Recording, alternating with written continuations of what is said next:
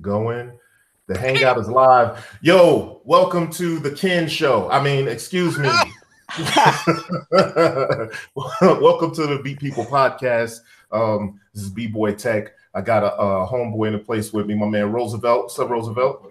Word. For those who don't know, my man Roosevelt, we actually work together, and he makes beats, and he's like a filmmaker and just all around creative individual. He's a good brother, so I invite him on the show. We just hanging out today.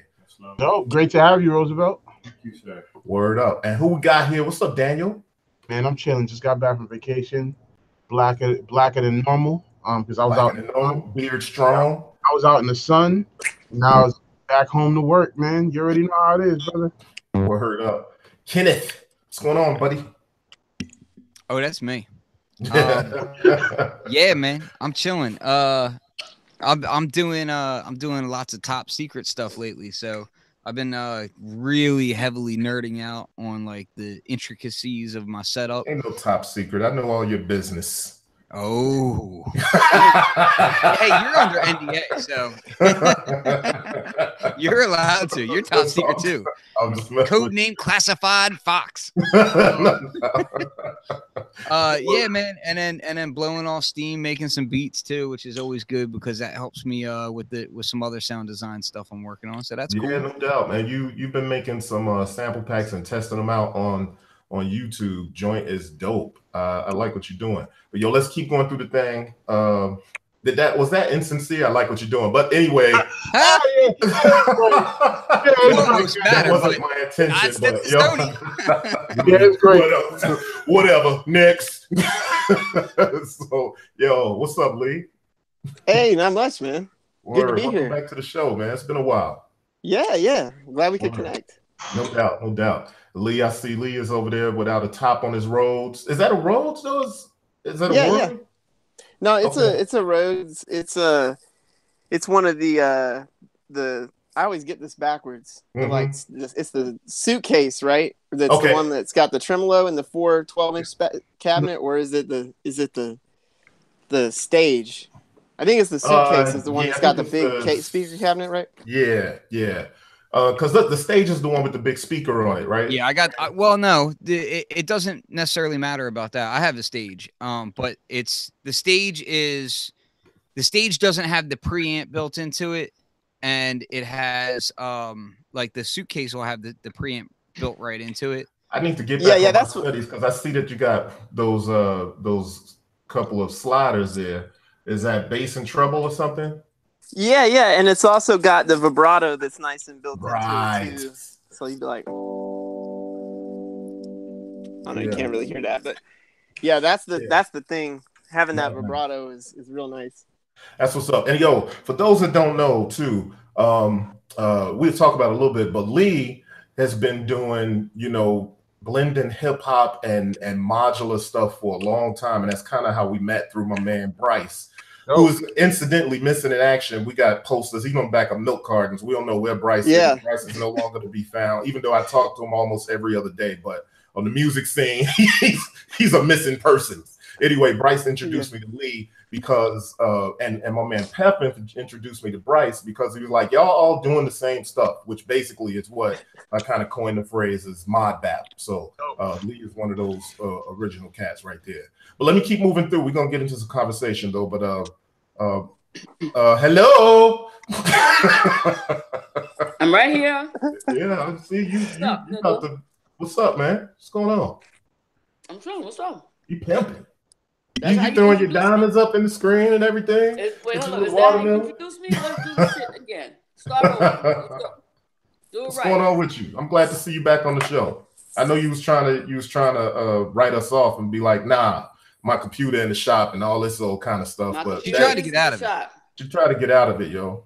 I need a better introduction than that. Okay, let's go back. Hold on. We got to do all this kind of shit. Okay. All right, man. Good to have you, man. All right, now. Good, Stony, extraordinaire. Yes. There you go. Stony in the place. Second best sample chopper. Second best sample chopper in the place to be. Third. Stony, is that cool with you? You the third best? It's okay. I like to share my vagina monologues with Ken. Sorry, guys. I think my dog is calling me. Well, it's good to have you, Stony. Well, thank you. Thanks for having me.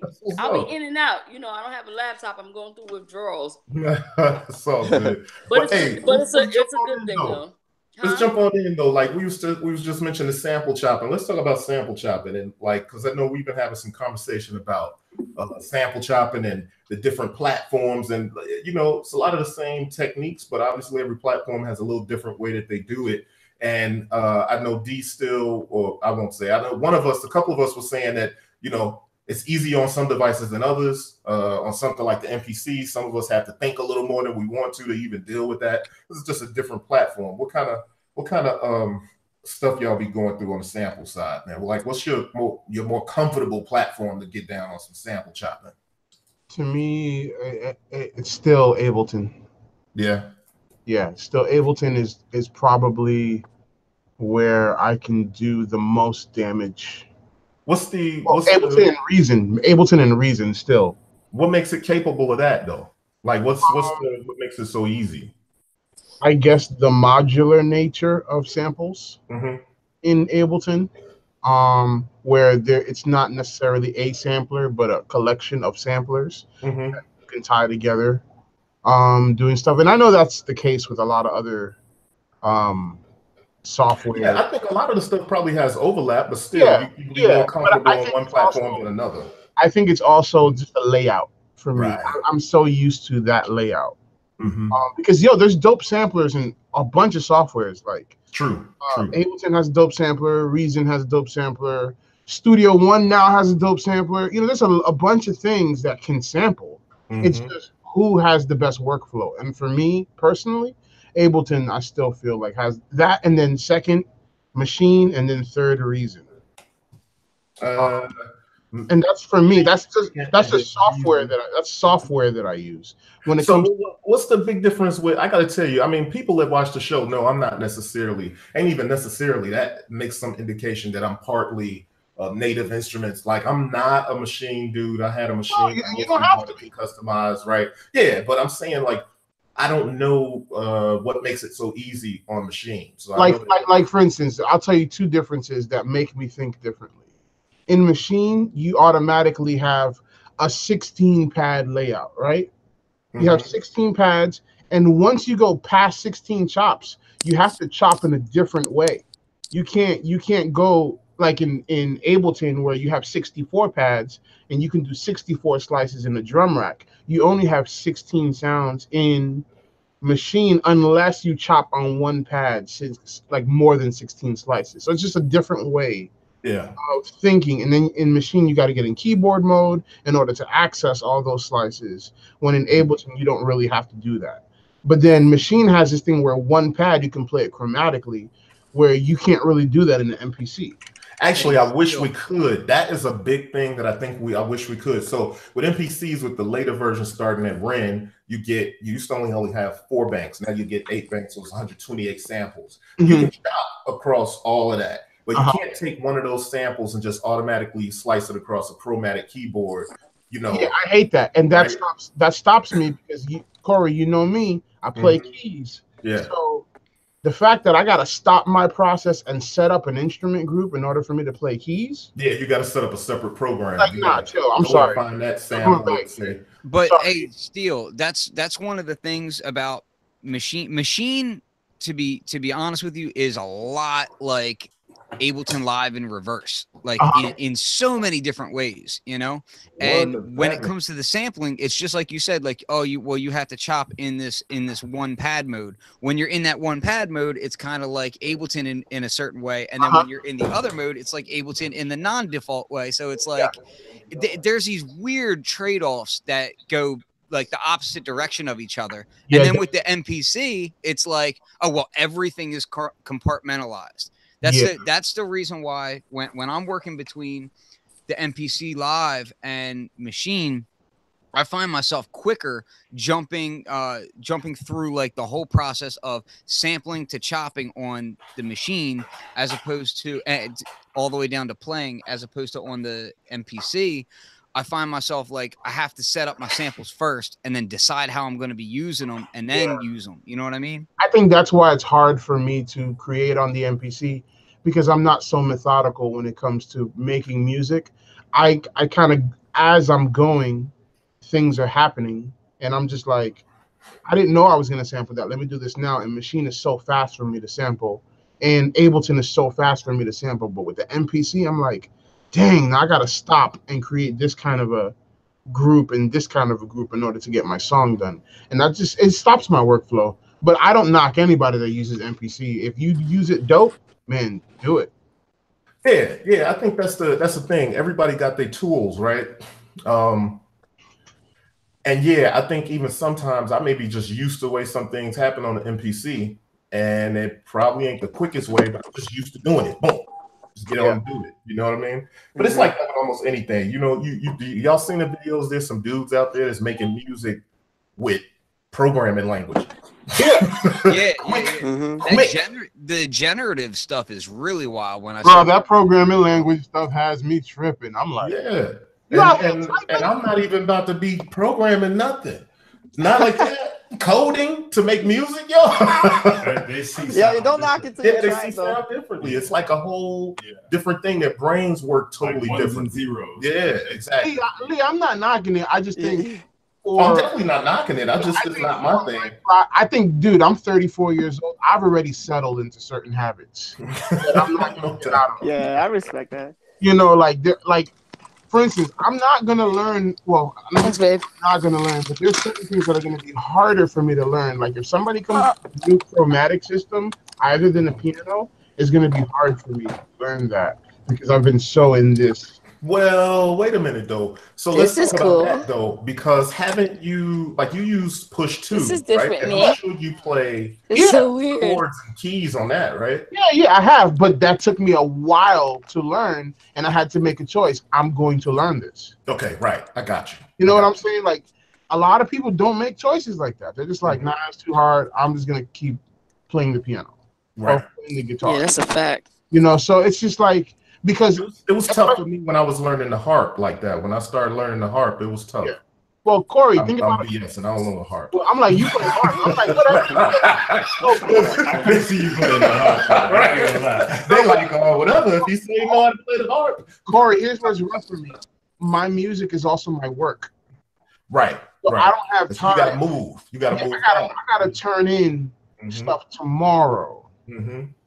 So it's hard for me to say, I'm just going to take 6 months to learn this new hexagonal, structure of playing music. And I'm just going to do that when I still got to put like food on the table. And I can't call my boss and be like, hey, I'm still learning how to use this joint. So you're going to have to wait on that project. Yeah. So let me ask Stoney, what, you know, a lot of platforms, what do you use to move around quick with the sampling and stuff, the chopping and sampling? Like, what's your comfort zone? Can you hear me? Yeah, I can hear you now.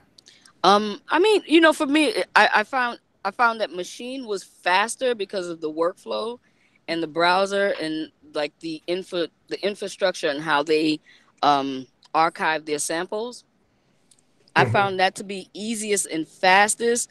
Like I don't have my laptop now, so I'm forced to use my MPC Live because I don't have anything else to use but my standalone. So, I think it's fantastic because now I'm challenged to go back into like an old way of working when I was on the MPC 2000. And what I found was that because I'm so used to the 2000 and the buttons and having designated like features, when I use the MPC Live, it feels like I'm doing too many steps and having too many features for sampling kind of is daunting on me, where I like to have just 2 or 3 options and I want to get to the work versus playing with the features. Yeah, no, that makes sense. And, here's the thing. I feel like the later MPCs, the Live and the X, even some of the Ren later on, and with the Ren, as the software has matured, they have added a gang of sampling features and chopping features. And I think, it's just like anything else. There's all these ways to do it. I find myself using some of the newer ways on there more recently. Now, here's the crazy thing, Corey. Now here's the crazy thing I found. Like ultimately, at the end of the day, I wasn't having fun with all those features. Right. I just wasn't having fun. In the 2000, I was having fun, and it's not even old versus new or whatever. Because I love Ableton. I mean, I body the push all day, and I could use anything. But which one am I having the most fun with? And organically, just my hands are moving in a certain structure. Like Ken and I were speaking earlier about the pads being on the left side versus the right side. It's like it's a mind fuck. It's kind of crazy. Would you say that nostalgia plays a lot into what makes it fun for you? No, actually, what made it fun for me was the fact that I wasn't window surfing and folder surfing and like menu surfing. You know what I mean? Yeah, no, I get it. I get it. I hear this argument a lot from a lot of people saying that the new stuff isn't fun because the old stuff did it this way. And I'm like, well, how much of that is actual workflow? Because a lot of these new devices have better workflow than a lot of the old machines. Certainly. Yeah, but you know, with the live in particular, everything else not so much. I think the live, I just had issues with getting into, like, I just don't like the menu, going to the menu to find this, or going to the menu to get this. Because we all want that X. That's why. So here's what I think is the deal, though. Here's part of what I think is a deal.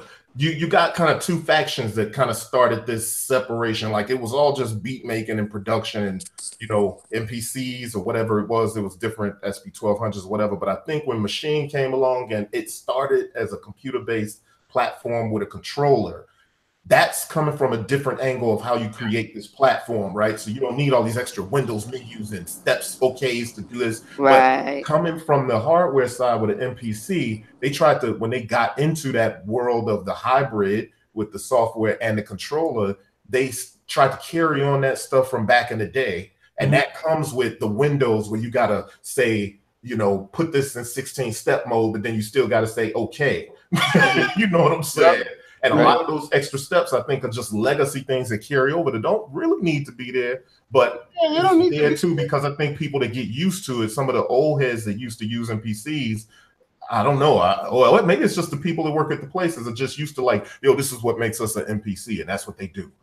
You know what I mean? Like for me, y'all can keep all that old menu stuff. I'm like, just give me three buttons, and that's kind of why I'm actually having so much fun with the Electron stuff. Because it's a whole different way of thinking for me, but it still kind of reminds me of what I do love about Ableton and what I do love about, you know, like older samplers that I came up with, and a lot of apps on my iPad too, having a lot of fun with that because I kind of have endless possibilities with what kind of sounds I can make. You know, depending on what apps are out.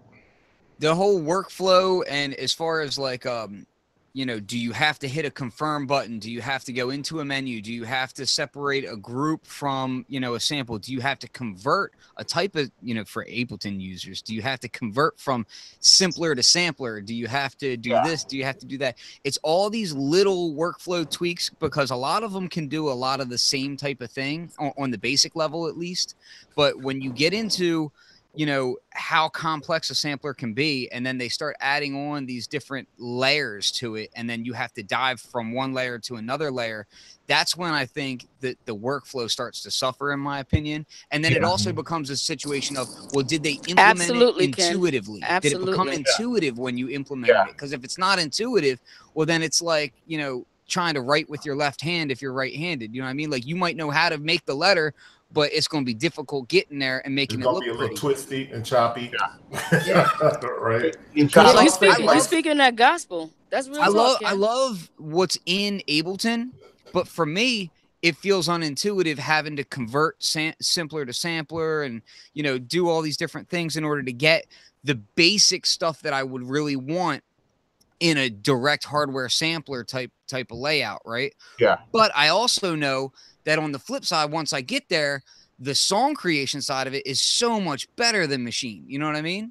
So it's like, it's this double-edged sword. That's the thing. So some people kind of gravitate to things different ways. Like here, I mean, I worked with Ableton and I used Push 2 for about a year. I even put my other like MPC and everything else like in the garage, and I was just going straight in. But you know, it's something about that workflow that didn't jive with me. I even had Upright Bryce come through and kind of kick it for a day with me, and we went through all kinds of stuff. By the time he left, I was making bangers already. I was sending him stuff while he was still in the car, right? And I was able to do stuff, but it was just something about that workflow that it didn't jive with me though. I don't know what the Ableton. No, I get it, but that's the same way I feel about the MPC Live. Like, it's dope, and I can make bangers on it, but not like I could do on Ableton. Yeah, I feel you on that. Hey, let me ask Lee. Lee, so when you were using, before you went into modular, what were you using? Like, you was using an MPC 4000, right? Or you was doing that all at the same time? Yeah, actually, I started with Ableton and was really trying to basically get the MPC workflow in Ableton. Never really learned how to get that to work, especially without any kind of real controller. So I made my first step into it was MPC 4000, and I still miss that machine. I love that machine so much that it could do so many things, but I got rid of it for a number of reasons. And my mindset was, this is about 2013 was when I started linking with Make Noise, because that's when I had the realization that the things that I wanted I couldn't do with the 4000. If I broke down what the 4000 was doing into its individual components, I could rebuild something like it within the modular environment. That's dope. And so in 2013, that was when I had the kind of realization that I needed to start slowly transitioning into, getting a setup going within the Eurorack, because at that point your workflow is flexible and you can make it whatever you want it to be. So it's not up to some manufacturer that you're mad at because they locked you out of a Kai Access, and now all of a sudden you got an 80 gig hard drive you can't get into. Not that I'm still sour about that at all, but you know what I mean? Like you bob and weave, and when things are frustrating you just be like, nah, I'm not gonna worry about that. Like, I've got this other way I can achieve the same results or better, and it keeps your brain moving in that way. And you are one of the first people I saw doing a lot of really dope sample chopping in Eurorack though. Like, what were some of the tools you were using to do some of that stuff? Because honestly, I got to tell you, all of us on this show have talked about before. Like, I used to be the person that was kind of like, yo, I don't see a use for a sampler in my rack. You know what I'm saying? Yeah. If I'm sitting here with an MPC and my rack is right there, my rack is going to have all those things that I can't do in the MPC. But at the same time, I started looking at what you were doing. I'm like, yo, he's chopping like an MPC in Eurorack though. What were some of the tools you started using to do that on that side? Actually, the pressure points and the phonogenes were what really made it for me. And the reason being is you can do things like capture loops that are perfectly, and then start splicing them by ear, not with your eye, super quick. And with the pressure points, you have the pads lined up already so that the knobs are essentially 0 through 7 or 1 through 8, however you want to think of it. So that immediately you've already got your stuff lined out, just like on MPC. Once you've made your splices, it's already assigned to pads. You can do the same thing with the pressure points, and then you start messing around with it, and you can know, within the first few seconds if it's going to be if you're going to come up with something dope or not, or if you need to put something else in. Hey, Lee, I got a weird question. Yeah. Are there any samplers in Eurorack that have choke groups? Yeah, with the ER301, you can definitely build groups like that. Okay, you know what I mean? Cool. That's my first piece. So I just wanted to make sure that I didn't go overkill and buy something that was insane for groups. It's just the ER301 is next level, man. It's like you organize all the different units. I mean, we can get into discussion and on how exactly to make it all work with the ER301, but that's where, just so everybody else knows, that's where kind of my head is now. I went from the phonogenes, which was dope. It was very quick and live. I have it pulled up on my stretching. Screen. If Corey wants to share my screen, I tried telling him in the text chat here, but he's not paying attention. Screw you, interrupt you. I've got 2 of them in my case right now. One for left channel audio, one for right channel audio. I still use phonogenes. They're so dope. You've got the ability of making things lo-fi with the vary speed on the record because it sets the sample rate. And the fun thing about it is you'll never get the left channel set the exact same way that the right channel is set. So you're always going to get some kind of phase weirdness going on, but it just sounds so dope. Yeah, you have time stretching and compression with the gene shift input right there. You can send it a clock. And then there's some tricks to it, but using gene size, you can trim it so that the end of spliced LED will cut off once you've got that nice and perfectly locked with to the tempo that you're sending it from, say, a Wogglebug clock or something. So you can get pretty powerful with just the phonogenes. That's why. Go ahead, Ken. Because I was just gonna say I'm using mine. I was actually using mine today. I got the phonogene in my rack as well. And one of the things that I really like about using it, so I had one before and then I sold it because at the time they were going for upwards of $500, and I kind of saw the writing on the wall that they were going to do another one. So they came out with a Morphogene. So I had sold it before the price really dropped, and then I bought one again recently for like 200 some odd bucks. So that's a come up. But one of the main reasons why I stuck with the phonogene also is because it has a kind of lo-fi sound to it. Like when you sample through it, it sounds kind of like a vintage sampler. Like it's got that lower fidelity to it, and you can sample into it at different speeds, which will dictate how lo-fi it sounds, So you can actually make it sound really gritty or more clean, depending on kind of what speed you're going into it at. And then you can slow it down from there. So it's kind of like having a vintage sampler in that route, but more immediate control over grittying up a sound. You know what I mean? Exactly. And that was another huge thing for me is like, there was somebody on Reverb trying to sell a SP1200 back in the day for $4,000 that didn't even work. You know what I mean? It was broken and it was $4,000. And I was like, man, with $4,000, I could build one hell of a Eurorack case. It'll do just as much as that'll do. It's got 10 seconds total sample time on the SP. Like you can get longer than 10 on Phonogene with still decent audio. It's 12-bit. So it can sound to my ear damn near like a SP1200 for sure. Exactly. And that's what is the price point on that thing as opposed to the SP1200? So the phonogene, I can tell you just because I just recently bought one on the used market after selling it. You know what I mean? So brand new, they were about, I want to say they were $520 or $530 brand new when they first came out. And now you can get them used all day for like $300, if you're diligent and watching the used market, $300 is an easy buy for it. And you can get them even lower than that sometimes, Yeah, and you still wouldn't want to have something like the pressure points to trigger it with, to get your chops played out. It's not an SP1200 for sure, but you can get the kind of quick immediacy with the lo-fi sound out of it, especially if you're already familiar with Ableton. You have no problem using Ableton or Machine to like reorganize your chops and build with it, or an ER301. In my case, like my ER301 can't sound like a fucking phonogene. I wish it could. But it's just not doing that. So no big deal. I got them here. So I got a 301 on the way. October, baby. Can't wait. October. Shut up, bro.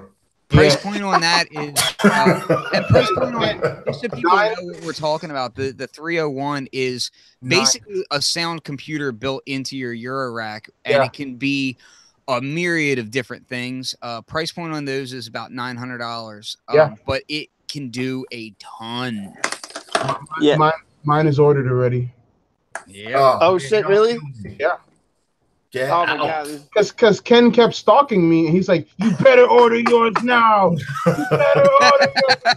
Every time I would wake up in the morning, and then I would look at Marco Polo, it's a message from Ken saying, "You better order yours now." It is. I hate. And then look, that's not all though. I wake up and I look at Instagram feed, or I go on a group on Facebook, and it's like somebody's got a picture of the ER301. Like, it's amazing how amazing this is, and I didn't know it would be as amazing or better amazing than I thought it was. It's pretty amazing. Oh my god, I hate all you dudes with this thing. Corey, I'm telling you right now, I think me and Ken collectively, I think there was a month that all we did every day was talk about the ER301 in our own. For real? Yeah, all we did was like, yo, Ken, it could do this, and then he's like, yeah, but it could also do this. And we're just talking back and forth, and we're just like, yeah, our wives are gonna get mad at us. So. Yo, next time, just get me in on that chat, man. I'll pull mine up. I'll walk you through it, man. Hey Lee, hey Lee, hey Lee, 8 hours. hey Lee. Whoa, yeah, what's up? whoa, hey Lee, you got to be careful, man. That's a different bromance, man. Don't get cut. Don't get cut, man. There's a bromance. There's a bromance. Nah, he's cool. He's cool. He's cool. Me and Ken are the black and white cookie. You know that? Yeah, there's a couple. They're a couple. They're like, a couple. So they're like Three's Company. Three's a crowd, right?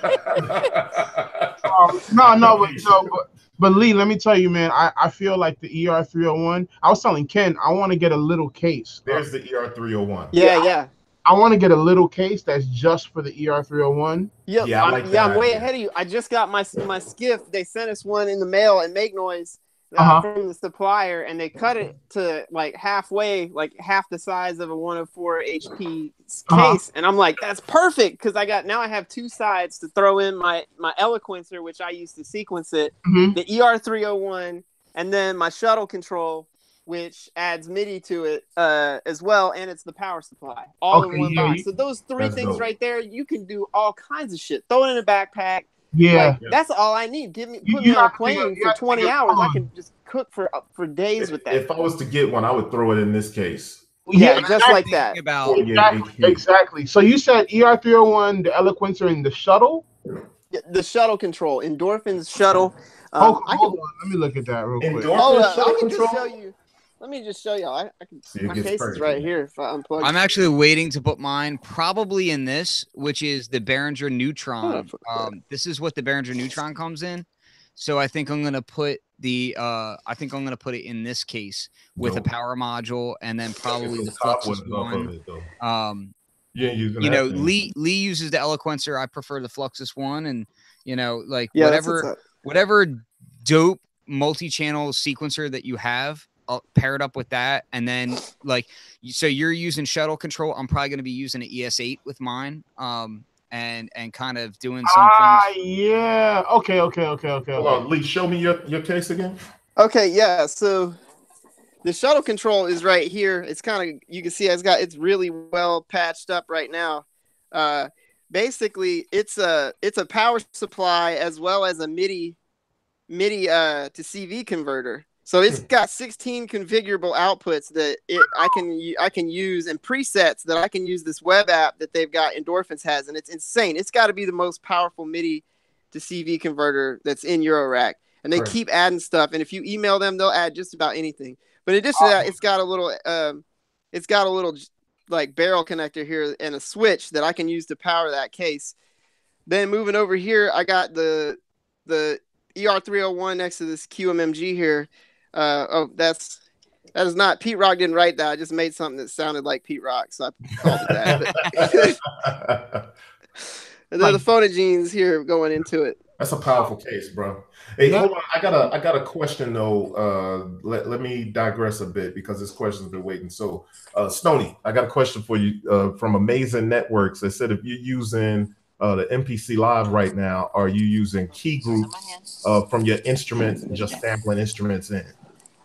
Okay, well, I have a little bit of both. I'm using the Mother 32, and I'm sampling the Mother 32 into the MPC Live, and I'm chopping up and creating like different synth patches and creating key groups.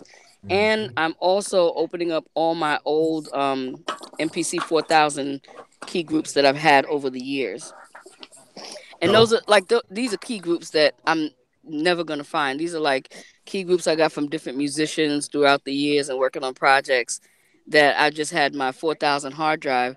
And the beauty of the new stuff is I could just put it on a drive and plug it into the Live, and it just pops up. And I could just load up those PG.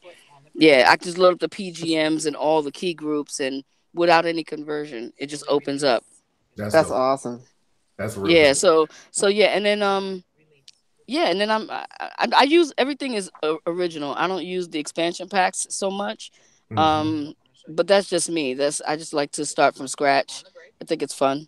I still stand by the idea that, like, even though I'm getting like the 301 and I have phonogenes and whatnot, I still stand by the fact of using a standalone sampler for what it's best at, and the Eurorack sampling stuff for what it's best at, because they are very different beasts. And they, like, I'm sorry, there's nothing in Eurorack that really can, you know, do what an MPC does on the basic stuff. Like, as far as like complex sequencing in the way it's laid out and all that, I like it for what it is. You know what I mean?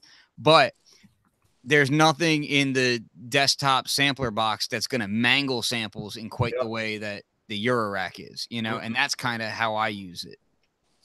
No, I get it. And that's why it makes sense to me. The ER301 was like, yeah, this is going to do stuff that my Rhythm and my MPC and all the other stuff can't do. So I'm just going to go for it. Yeah, I think the other thing is, yeah, go ahead. You're saying all that, Ken, but like I want to hear what you say after using the ER301 for like 6 months. Because like once you pair that with that sequencer, that the FLX or whatever, the FLS, I know that's that. Oh yeah, you're gonna be like, yeah. To me, it's more about like, again, it gets back to that workflow of being able to store things, chop things, sure, have that immediate control. Plus, no, granted, with the ER301, you do get waveform display just like you do on an MPC, which is nice. But and all that is also true that you just said you can do on the ER301. Matter of fact, you can, as sequences are running, add new splices and remove new splices in place. Like that, it's just things like that are insane. Like yeah. I mean, territories that you can go with that workflow. I just plan on using it more for plus, you know, at the end of the day, polyphony wise, it's not standing up to, you know. No, that's the end. That's Ken. What I was gonna say. Like, we just gonna ignore that Ken is calling himself a futurist now. What's going on, bro? Well, actually, I just noticed that. I'm like, what? Break that down, mister. Well, I'll actually tell you, that's actually hearkening to the past, because I used to put that on there all the time because I'm a big Tony Stark fan and he calls himself the futurist. So that it gets back to that. But no, and a lot of the times when I consult with music tech companies, that's what I'm there for, is to talk about where all this stuff is heading in the future. That's actually true, because I know you and I had conversations with companies about specific products, and we really talk about where things are going, where they need to be, why they aren't there already. You know what I mean? Exactly. Off the table. So all good. That's cool. But yo, let's talk about, people were bringing up Native Instruments. And so what is this? I don't even know what Native Instruments recently announced. This is what happens when I stop consulting for a music tech company. Here comes the bitter root. There's nothing bitter. There's nothing bitter. Now I will say this though. I will say this. I haven't had a chance to fully go through everything, but just judging from the reactions that I've seen from other people, it seems that there's a pretty steady consensus that people expected more usability in a sleek package from the Micro MK3, as opposed to the route that they went. They went a different route. And I know Daniel's going to talk about how he's hyped for it as far as next to a drum kit. I think that is a very niche use case that he's going to be talking about. Of course. And again, it's one of those things where I'm a very niche person, and when I see these companies come out with products, I'm like, oh, that can work for me in this context. And I'm not really, it's only $250. That's nothing for what I'm going to make back in my work. So for me, I'm just like, all right, I get it. So would you, if you were a new user, right? Brand new user. Yeah. Would you, and not talking about just the niche usage, which I applaud you for using things what you can find them to be good at. Like, I think that's a great way to look at everything. But as a up and coming new beat maker who wants to have that hands-on kind of hardware-ish feel, but still be able to use all his plugins and all that, the machine starter user, would you spend $250 on that? Or would you spend, I just sold a Machine Studio for, I think, $280. Okay. So when you say new user, you mean new to music production in general? Or new to Machine's eco structure, you know? Man, I wouldn't see it Well, I can't really answer that honestly because I've had all the machines, so I can. But I know a So guy. have I, but that's why I'm saying, like, me personally, I can tell you flat out, I'd rather have the studio than No, of course, I'd rather have the studio. If I was going to buy a machine to be my first one, I would buy the studio because it still has more MIDI outputs than the MK3. It still has what else? That jog wheel is still super dope. I don't, there's a bunch of stuff about it that's really good, but yeah, I wouldn't go for this micro at all. Um, if I lived in a tiny apartment in New York City and didn't have space for a studio, I might have to do that. But Don't do that. yeah, I'm but just saying The that tiny looking apartment at in the New York used City. market versus, what they're selling new, like, it's something that, no, yeah. users have to I would consider. just get a used studio. And to me, that's what the company should be considering when they're getting ready to sell a new product. You know what I mean? I think this is one of those situations, Ken, where this is a distraction from Sure. from Native. Native is Sure. like, No. oh yeah, we're putting this out because this is their new jam. This is jam from like for this year because then they're gonna be like, ha ha. But Well, then, to be fair, and I was involved on the original Micro and Micro 2. I never was on board with that design aesthetic at all. I thought the idea of having one knob that was a notched knob was a horrible idea, and I railed against it from day one. And I still, to this day, I feel like the Micro is a terrible product. it's not comfortable. It's not comfortable for me at all, especially. To me, it pushes more users away from wanting to get further into machine than it does bring them in. Hey Ken, I got a weird question. A lot of guys that I've encountered, and I say a lot, not all and not most, but a lot of people that I've encountered complain for no reason because a lot of people don't use machine for its actual capabilities. Mm-hmm. I know a lot of people that just use machine for drums, and I'm like, why the hell did you buy machine then? Can I say Well, something, it does have a guys? huge Yep. library. No, I know, but I mean, like, you complain about they didn't give me this, and the Native is thinking you only use it for drums, so I'm only going to give you one screen where you can navigate your drum sounds and do it for drums. No, and for sure that Because there maybe are they certain take the people survey. that's Maybe going to they. be okay. Hold tight. Well, Stony wanted to jump in there. Oh, go ahead. Go What ahead. Stony? Hi guys. Uh, being that I was a product specialist for them, and machine has been something I've been working on for the past 5 years. Yeah. And I've trained from your A-list professionals to your very beginners. Mhm. And this is about like producers that work in different work styles, right? Yeah. So in Europe, I would find that most people would use machine as a step sequencer. Mhm. In the United States, it would be more about like freestyling, hit and record, and finger drumming and pattern based production. I think as far as the micro is concerned, and it's funny because a lot of people go, okay, micro is the beginner level because of the price point. But when I would train people, the micro, more advanced producers use the micro than people who are beginners because the micro was for somebody who is using Logic and they're adding the pads as an additional as an additional option in their workflow. So most people who are using the micro have another main sequencer or main platform that they've already mastered.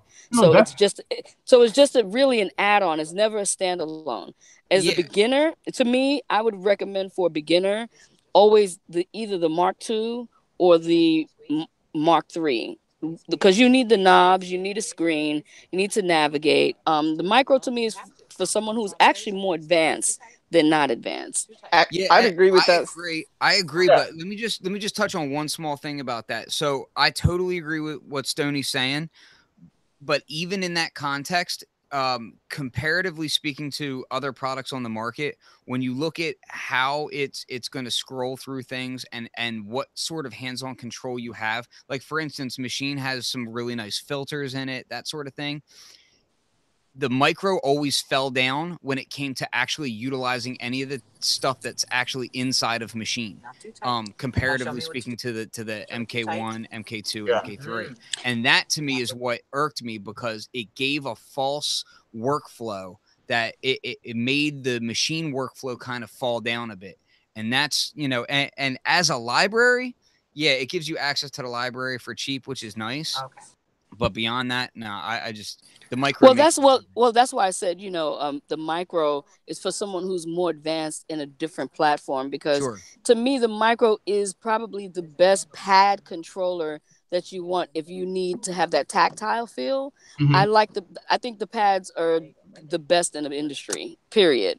In terms of pad performances, but outside of pad performances, the micro, like Ken said, I agree with him 1,000%. You know, if you're trying to navigate through the software machine, you got to start off with at least a Mark II or a Studio. Like, it's just you're going to be using the mouse primarily. Hey guys, there's another thing that we're not thinking about too. So when Native made the announcement for all these 9 new products, I really looked deeply at the products. On the back of the S2 tractor controller, it says iOS on the back of it. There's a connection that says iOS on it. But there was iOS in the last S2. Well, I didn't know that. So I'm looking at it again, and I'm like, okay, what hasn't been updated? What, I want to know, is this new controller class compliant? What is it, or does it still need the controller editor? Now, here's the question, Daniel. Who's using Tractor right now? I don't know, because I'm not really into, especially with iOS. Like, if you guys know, tell me, because I don't know. I don't either. Well, I think because they were so silent for such a long time, Serato took over. Listen, the market's very different between the two. As far as who they target, they're different. Yeah, they definitely are different. But I think the narrative has been painted. Now, let me ask you guys something. Everybody in this room is an influencer. How many of you guys got any of the Native new things to test out and talk about? Oh yeah, I would never get any of that stuff anyway. But what I noticed is that none of the typical suspects got any of the stuff either. So that was an interesting thing. Man, the reality is, man, I think influencers, especially when it comes to now, like, we see a lot of dudes on YouTube getting stuff, which is great, but people really follow you on Instagram. So when people actually see people working on things and making music with it, you'll really be able to tell like what kind of damage that thing could do, and it'll sell more products. I'm not really worried about the whole YouTube and who has it now, because a lot of these cats don't really make good music, and that's just me being honest. Wow, that's it's funny, because I definitely would have loved to see Daniel on the micro and see what he would have done with it, or Ken, and because I'm a fan of what you guys do. I would love to see that. I would love to see more. I guess as time goes by, we'll see deeper videos and. Yeah, and that's what I'm saying. Like, I can't really hate, because I'm just like, I have to see it in context of what I'm looking for. Because a lot of times, I'm only influenced to buy something when Corey or Ken or Joe or Stoney tells me, "Yo, this is dope because it can do this." I don't watch these YouTube videos and like, "Oh, I'm gonna buy that." And I'm gonna be honest. And I'm be honest with you guys. I'm just waiting to see what is different from the Micro Mark II versus the Micro Mark III. What is actually different outside of the aesthetics? I think definitely, yeah. Didn't the pads change, Stoney? Yeah, the pads changed, but they still feel amazing. I mean, their pads are always going to be amazing. They're the same as the MK3, though, right? Yeah. Yeah. Okay. Yeah. But like for me, I'm just like, okay, when a new piece comes out, like, okay, the MPC Live, and if I get an MPC X, it's clear what the difference is. You know what I mean? Like, what would be different in me purchasing a Micro Mark II versus a Micro Mark III? Like, what is actually the major difference? Because the Mark II screen, does it have the performance effect fader on it? Yeah, it has the touch strip. It has hold on, let me pull it up so that I can see the touch strip. But the Mark II has a bigger screen. Yeah, I get it. Hold on, I think there are some more different. Hold on, machine. Micro. Hey, D, still though, your grandmother in the background look real good, man. My grandmother. Yeah. Oh, you talking about? Yeah. You She talking about looking mom? right. Oh yeah, she looking nice. She Yeah, back that there old cooking. grandmother. Corey, did you see D Still's face? He said, "My grandmama." What the hell? He said, "My grandmama." Hold on, Now what? we was cool What? until What? you start talking about my grandma. Grandma. We cool, but we ain't that cool. My grandmother back there cooking greens. Okay, so here are the differences, Stony. Check this out. So pad mode, 16 level chord mode, and so these buttons have been added to the MK3. Were those on the micro? No. Those weren't No. there. What? Pad mode, I Wow. think, was. Chord mode was not. Yeah, Chord is new to all the MK3 range. chord mode is new. The touch To me, that sounds like a software thing. And Yeah, all no, we the chord get mode. used The to- chord mode is just the buttons that were added, the 4 buttons. So, But that's so there are differences based on the workflow of the software. So it does right. make sense. It does make sense that they added these little tweaks to the controller because people Sure. are used to using those features in the software. But That here's the makes thing, sense. guys. This is the one thing we're failing to discuss. At the end of the day, NI's marketing and their bling and zhuzh and the sexiness of their hardware is hands down awesome. So you got people that are Hold buying on. gear.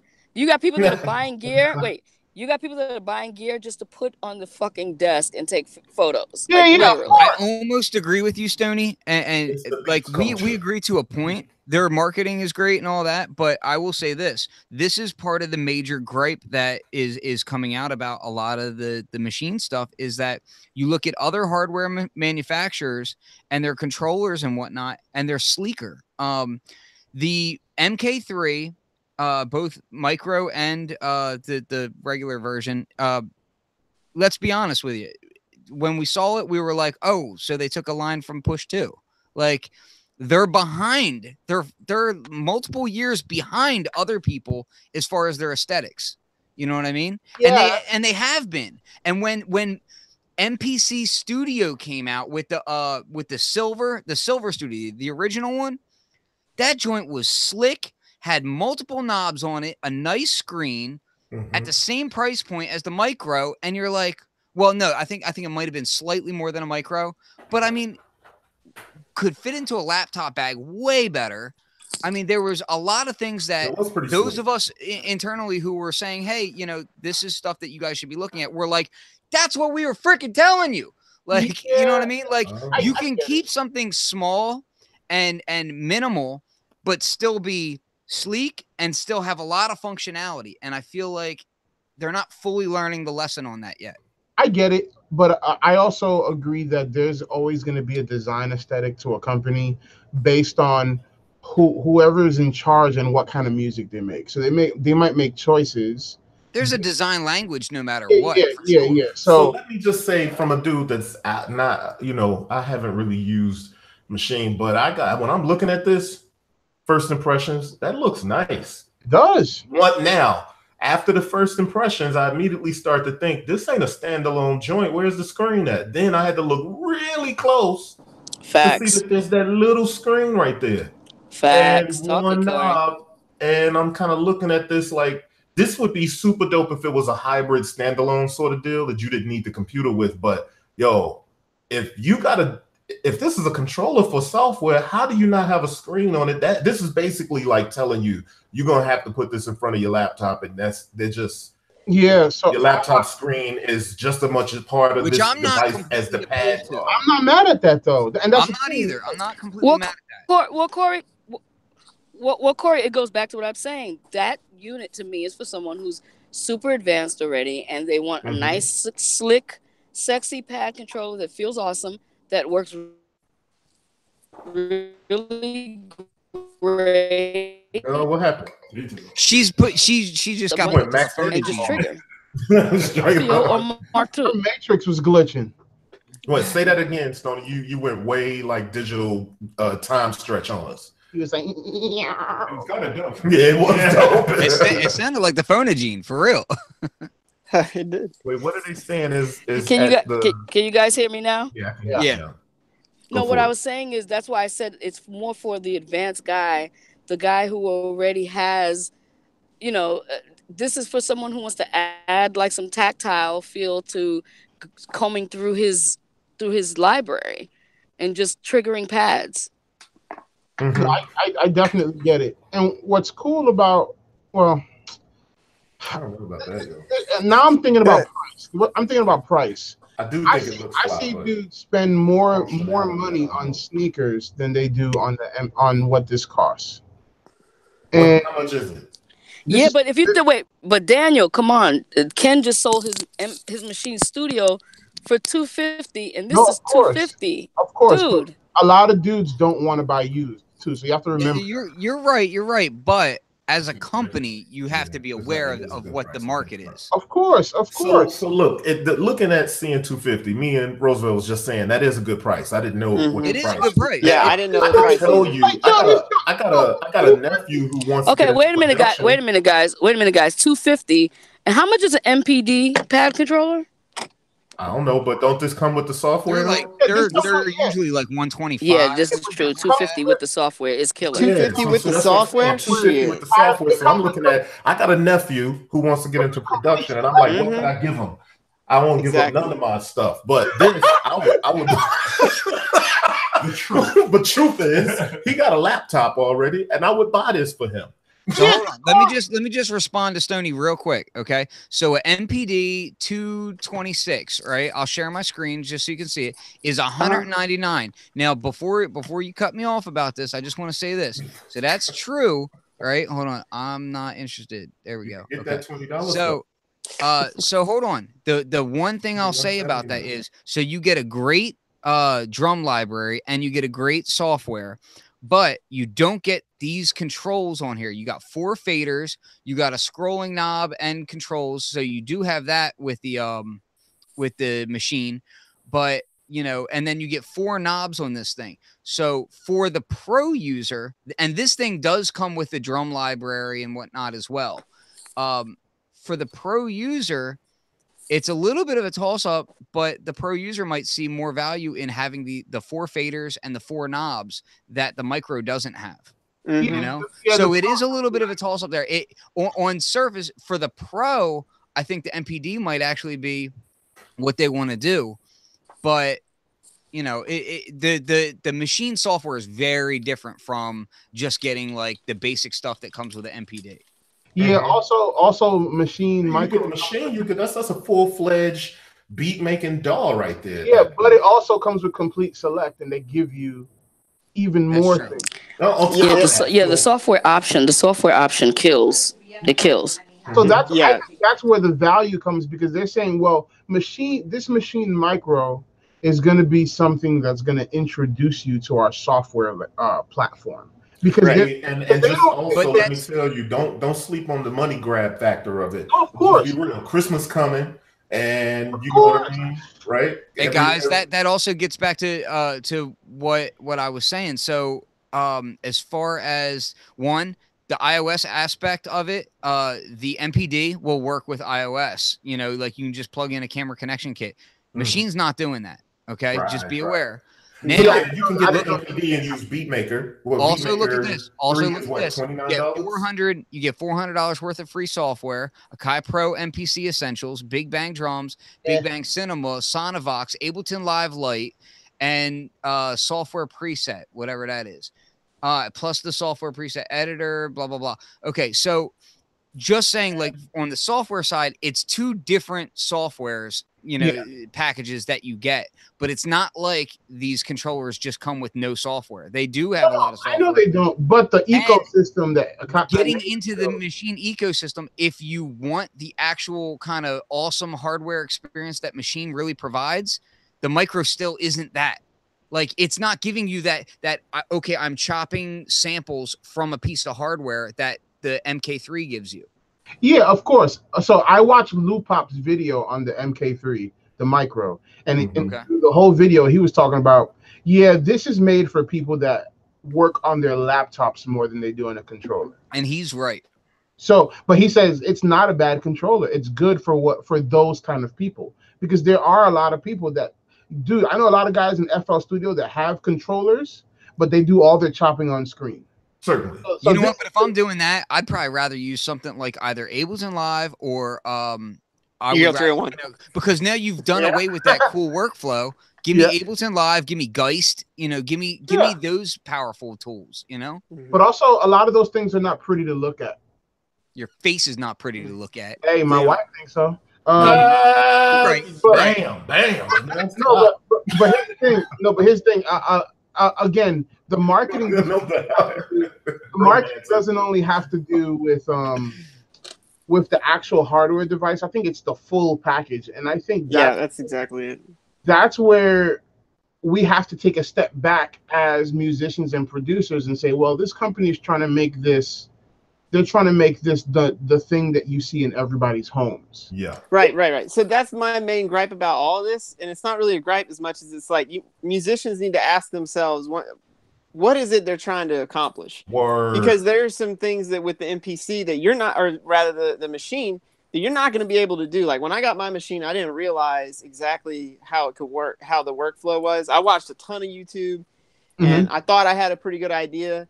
But it turns out the way that it took me nearly a year to figure out that the way that my workflow is and what I was expecting was machine run as a VST within Ableton. Something that I could get raw and gritty and off the grid, and it would just record basically like tape or something, similar to what my MPC was. Yeah. And in retrospect, if I knew what I know now, I would go back and get the Ableton push controller. And just learn that way, or the micro. If I were going to pick up a controller today, it would definitely be the micro with the expectation that I'm going to have Ableton or something. And then because also I have a very limited real estate when it comes to my desk space, so it turns out I thought I was going to use the controller more to edit the waveforms than I actually do. I use my mouse a lot, so I got the real estate, and my machine controller stays unused because it's so big right now, and I just don't have any room for it on my desk. So the micro makes sense for you for your work. Yeah. Oh, most definitely, and I love the software. The control or complete select. All that is amazing. The Gentleman is amazing. The Rhodes emulation, I'm selling my Rhodes to my little brother now because he said he'll sell it back to me for what I sell it to him at. So I might change my mind. but because that the VST pawn shop for your gear, huh? Yeah, the VST Rhodes sale new version. takebacks. Well, we're trying to move to Spain. Stacy and I are moving to Spain here shortly, and this thing we can't ship the shit there. I wish we could, but it's just too much. But yeah, honestly, the VST versions of the software that came with machine, to my ears, it's layering 60-something samples every time I just play some keys around. It's beautiful. It's amazing. So we could also talk about Contact and the fact that they dropped, the announcement that there's going to be Contact 6. They got a new Massive coming, right? Which looks an awful lot like I used to Reactor. They put wavetable synthesis in Contact, guys. Yeah. Wow. So Contact is trying to catch up to what Falcon's already doing, basically. Yeah. But here's the question, guys. Do you want to use Massive, or is Serum still kicking ass? I think that's a marketing thing. It's a marketing thing because Massive has been quiet for such a long time, but Massive used to be the standard. So now, and then Serum. Yeah, but Serum has brought so many different options for us that it's just like Serum is awesome. It's like, do we want to go backwards? But Massive X might kick, Serum's ass when I saw a picture of Massive X. It kind of reminded me of Reactor a little bit. That's what I was thinking. Hey, they've been Reactor cold-blooded. They've been doing some serious stuff. Where y'all see the pictures Guys, of Massive X? I don't know if you realize there's some areas that Native has been focusing. They've been tunnel vision. This Reactor community, this Reactor thing that we're building is going to be super dope because that's their beta test ground for all the other software. It is. So for me, I'm just no, keep on working in Reactor because I know that that's going to bleed into Machine. I know that that's going to bleed into everything else because you guys are working hard at your filter modeling and all this other stuff that you're doing. That's going to eventually go into other products that you're making. So I'm you know what? I'll wait till you get it right. But they still got to sell stuff in the meanwhile. So let me just bring back to Contact just for a quick second, because it seems to me like the bulk of what the upgrade really isn't for the end user so much. It's for the really creator. for the us creator. creators, us Yep. sound designers. But it seems to me, so they added a debugger, which is like, that's been requested Yep. since Contact 1. So like that's huge. But at the same time, if you're a sound designer and you're watching this show and you know about the woes of trying to create a Contact instrument from scratch, Mhm. there is a very small group of people that are actually fluid in programming Contact language, and it is a bear. Yeah. So it's great that they're improving these things, but again, getting back to them adding the wavetable synthesis, they're still way behind what Falcon's doing.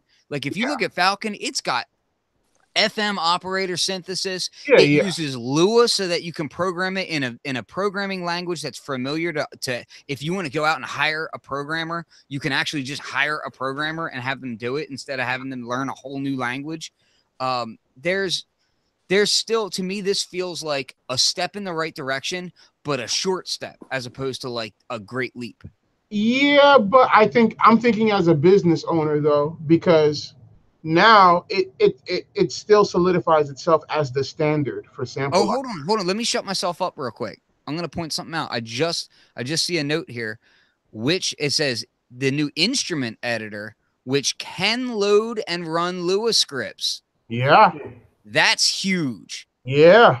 That's huge. But it says it can run Lua scripts to automap samples, duplicate battery name groups, but it doesn't mean that it can do all the deeper core stuff. So it sounds to me like it's a mid-level SDK as opposed to like being deep like Yeah. Falcon is.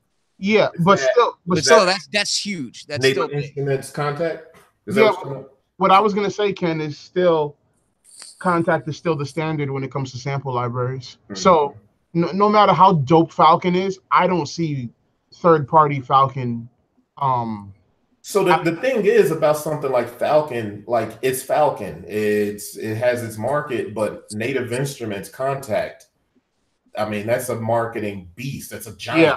You know what I'm saying? So it almost, it's good that it has all of the growth that it has, but it's not as popular. So that's going to be the problem. That's going to. But I tell you guys this much: I would have loved to see an update on that GUI on Contact. I really would like to zoom in more detailed on the sampler and stuff like that. It's just I just would like to see an update on the GUI.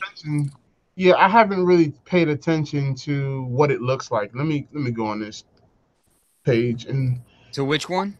to Contact 6. I don't know. Yeah. They didn't change the way it looks. They did made some tweaks. And Not they, really. It still looks like the regular. I mean, I would like to see. I would like to. I don't know. I just would like to see a better improvement in terms it'd of. be nice if the back end looked a lot slicker. It's still So what I'm seeing like the under the hood stuff much still different. looks 90s.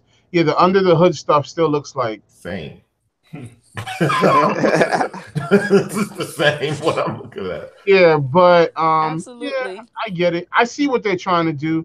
I wish they would redo the factory content because we've been using the same factory library since version 3. And there needs to be a lot some new bread and butter stuff.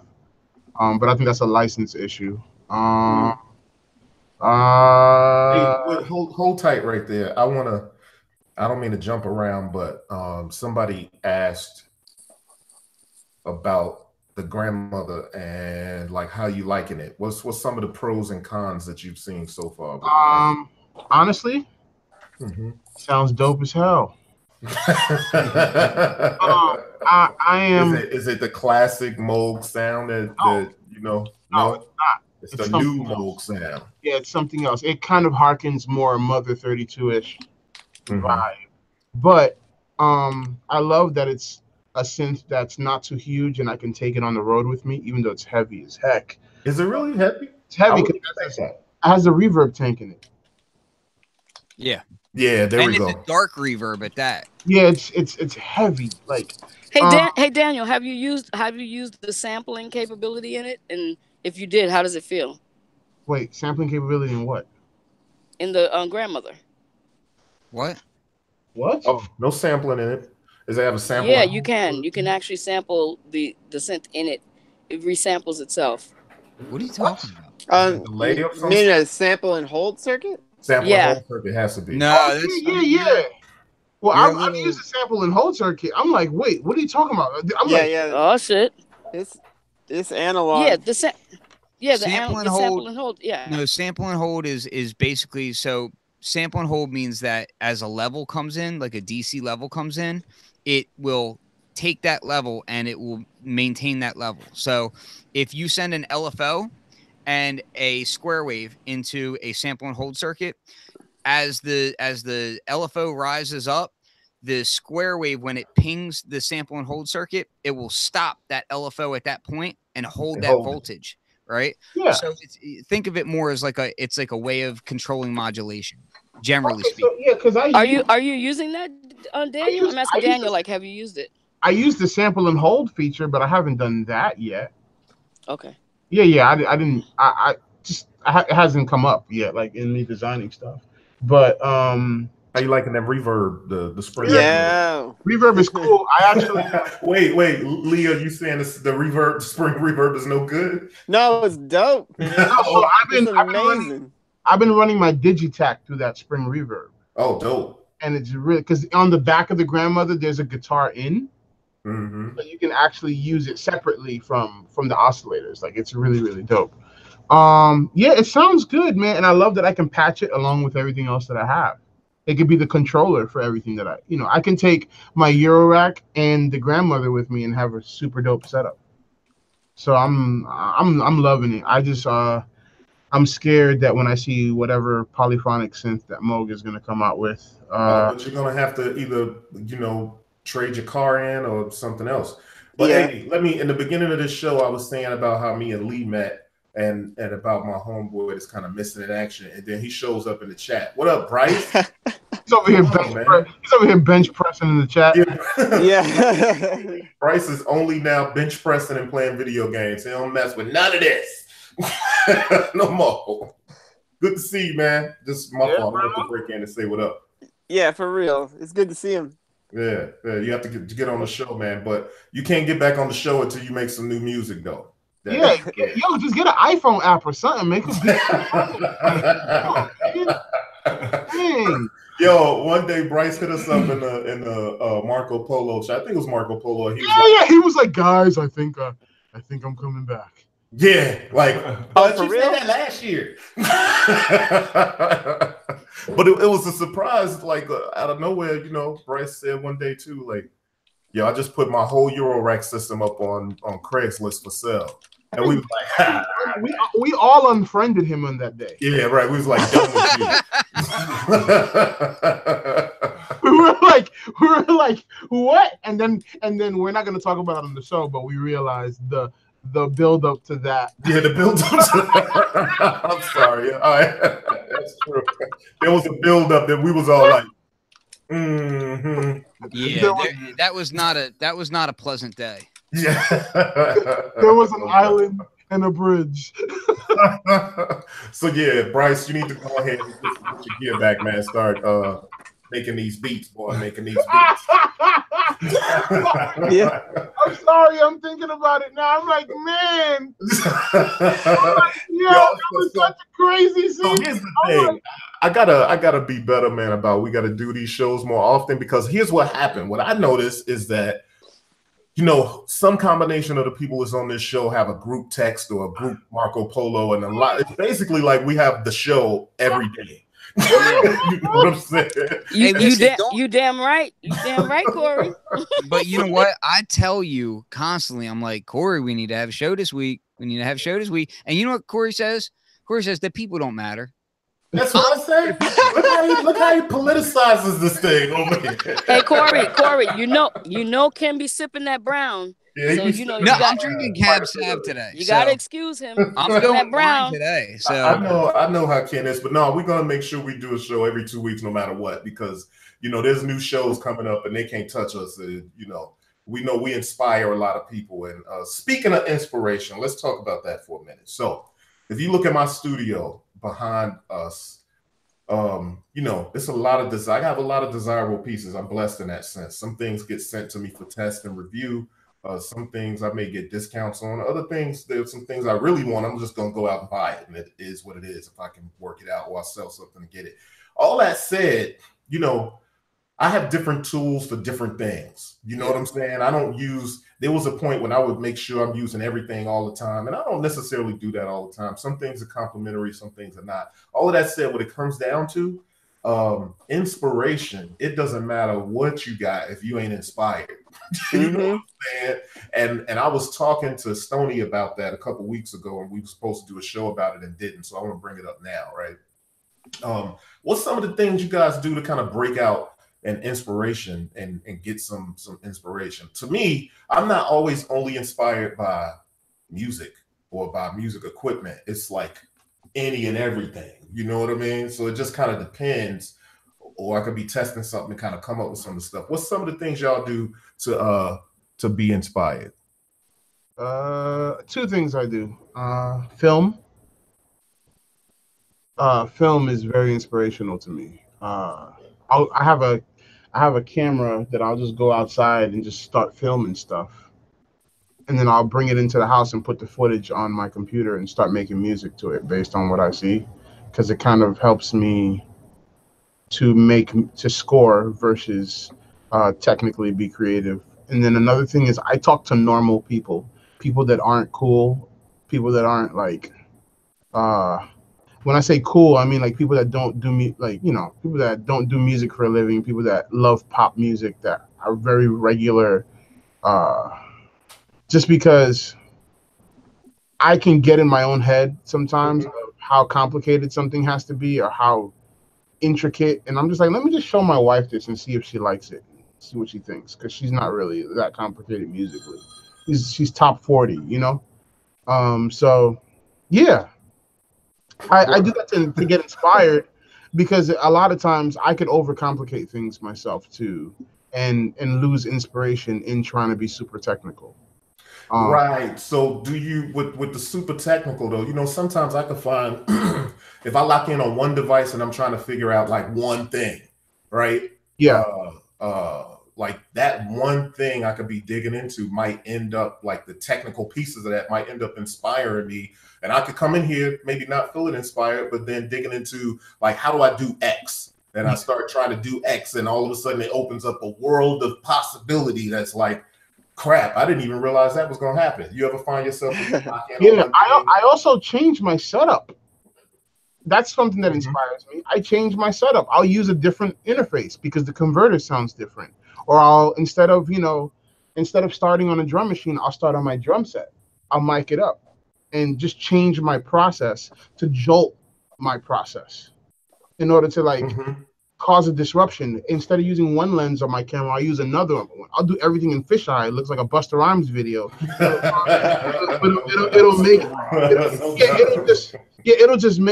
It'll make the visual look a certain way, that it's causing me to hear music in a certain way, and it's giving me that vibe, and all of a sudden I have a spark of creativity. Word. Actually, I want to get you in on this too, Roosevelt, because you know you do film and you're all about the visuals. You're a real creative dude. Like, what kind of brings you that sort of inspiration to create when you get in your mood? Well, once I heard Daniel just now, it makes sense to get the camera and kind of visualize the whole thing, because that's what music is. You know, it's a visual scope of what you hear. You know, hence soundtracks and things like that. Real soundtracks, like back in the days. But film does that too. You know, you get to see these visuals, and then you see it as well, and then you hear it as well. So it's like that translation. Exactly. Right. So I think back in the days, the Neptune, not the Neptunes, but Nerd had a album I always liked. Just the sound of it was seeing sound. And I think a lot of artists know how to see sound. You can get into the waves and kind of see this thing differently. And everybody has their style of doing that. You know what I mean? So it's cool to hear everybody kind of pronounce their style and say, oh, this is how I started. What I used to do, as far as, because I used to produce back in the days, and now I'm getting back into it again, and hearing this is more inspiration for me. So as you talk about inspiration, but what I used to do was cut the grass, like literally cut the grass, and then I would hear everything, and I have to like literally stop what I was doing because it was feeding in so much. Right. I have to go run to the keyboard and be like, your grass is looking trash. I'm half cut grass, you know what I mean? And then a lot of times I'd have a recorder and I just make, just make that sound and then have to try to recreate it. But a lot of times you miss a little translation and so on and so forth. But it's a trip to be able to just do different things just to get those different sounds, and all this equipment there's so many different tweaks that you can do here and there to get that. And it could start off with just a hi-hat, and all of a sudden you got this whirlwind of stuff, or start off with some harp like you play. And then next thing you know, you got some crazy things. So I think the visual and both sides of it, whether it be film or music, it just all goes together, and it's just all you see the sound, and it all connects. That's because some producers actually refer to music and sounds in that way in reference to color, right? And we use those kind of terminologies when it comes down to not necessarily color, but like it's warm, and it's all those different words we use to kind of describe the sound. It really makes it like we're trying to visualize what it is and really feel what it is. So Stoney, what do you do? Hold on to that same point that you were talking about, going out and cutting the grass and that kind of thing. One of the things that gets me really hype and inspired is it's a small little thing, driving with no radio on. Word. For like a decent long drive, and just get in your own head, start thinking to yourself about, this is what I want to do when I get home. Like, and just kind of getting you, but don't force it. Like, let it be a long drive. And then, man, by the time I get home, I'm like, I got like a million ideas that I need to try. You know what, Ken? It's interesting you say that, because driving did that for me with writing. You know what I mean? Like, because my background is as an MC, right? So driving did that for me with writing. It was something about, just being in the car that, would kind of inspire lyrics, or, I don't know what it is. Too. Yeah, exactly. Yeah. Like, always when it's by yourself. You're not getting outside influence from other people. You're getting, you're kind of, it's allowing your subconscious mind to travel because you're driving. So that part of your brain is doing something. Your creative part of your brain is left free. You know what I mean? So it starts running wild inside your head, at least if you're crazy like me. Yeah. If you're driving, it's natural. So then that's already, I already got this. I already know how to do this. This mechanic is done. So now on this side, now I'm thinking, all right, now I can be creative. All these things can now feed into my head, and I can do what I want to do now. So yeah. I feel that. That's what's up. Yeah, Stoney. Yeah. So for me, the question is where do I get inspiration? I unplug everything. I just get away from the technology, and I just try my best to be around musicians. I have, friends that play guitar and who are, we just kind of keep it all acoustic and just fall back into actual music itself, and I try my best to listen to music that was made with instruments, not anything electronic, no drum machines, none of that stuff. And I just go back to why I fell in love with music to begin with. Yeah, that's a good point too, because I'll just listen to, like in Chicago, as we call them, dusties, right? Old music. You know what I'm saying? Exactly. From the 60s and 70s and 80s or whatever it is. But also listening to things outside of my comfort zone, or outside of, like, I'm a hip hop head. That's what I prefer to listen to, soul music next and all that. But sometimes you might just need to go outside of whatever it is you're used to listening to, or, just something totally other, something else that maybe you never even heard of. You know what I'm saying? Oh, absolutely, Roosevelt. Yeah. Turkish music. If that's the case, I live in an uncomfortable place, because all I listen to, like, anything but hip hop. Yeah. I found inspiration from things like you saying, Turkish music. Like there was at one point I was always finding like Japanese soundtracks and stuff like that, and like just a different angle from what people come at music at kind of gives you just a different space to think about things. You'll find yourself way inspired in a different way that way. At least for me. Yeah, that's a big. That's true, man. Yeah. So for me, sorry. Yeah, go ahead, Lee. I was gonna say, that's what I do to stay inspired is really Yeah, I got a box of 45s next to me. I have all my records right here. Like Word. if I'm trying to snap myself into the zone, I've got access to whatever. I've got things separated by soundtracks or whatever type of genre it is, so that I can kind of go to whatever place. And on that note, and kind of on Stoney's tip, I don't think I told y'all, but Aaron, another member of the My Bap crew, from Chicago, he's actually coming to town September 15th through the 21st, and he and I are renting a cabin in the middle of nowhere and just focusing and snapping ourselves in, no internet. Locking in. That's gonna be locking in, focus. He's also got the Eloquencer ER 301 combo. But he's bringing a bunch of drums. We're gonna do like the Headley Grange thing. Like I don't know if you know the inland levee breaks kind of.